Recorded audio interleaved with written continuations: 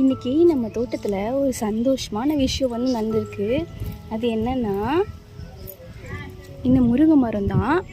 எவ்வளவோ டைம் வந்து இந்த முருங்கை மரம் மட்டும் வச்சு பார்த்துருக்கோம். பல வருஷமாக முருங்கை மரம் வச்சு பார்த்துருக்கோம். முருங்கை மரம் மட்டும் வளரவே வளராது. எப்படி இருந்தாலும் அந்த மரம் செத்து போயிடும்.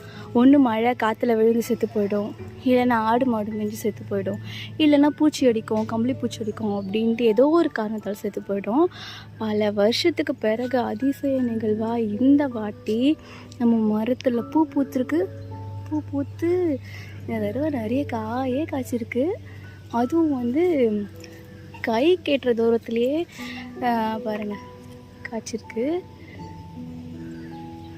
இதுதான் நம்ம தோட்டத்தில் நடந்த ரொம்ப சந்தோஷமான விஷயம். எல்லார் வீட்லேயும் வந்து பார்ப்பேன், போகிற வழியிலே வேலியிலேயே வச்சுருப்பாங்க, அப்படி காய்ச்சி தொங்குது. ஆனால் நம்ம வீட்டில் மட்டும் எந்த செடி வளர்ந்தாலும் முருங்கை மரம் மட்டும் வளரவே வளராது.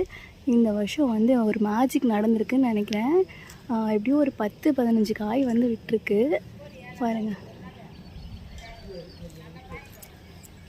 இதுக்கு என்ன காரணம்னு தெரியல, இந்த வருஷம் மட்டும் வந்ததுக்கு.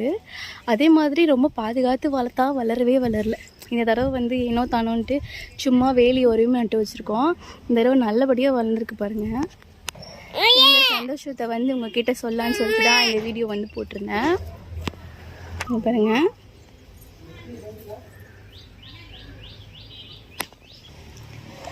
இன்னொரு சந்தோஷமான தோட்டத்து வீடியோவில் பார்க்கலாம்.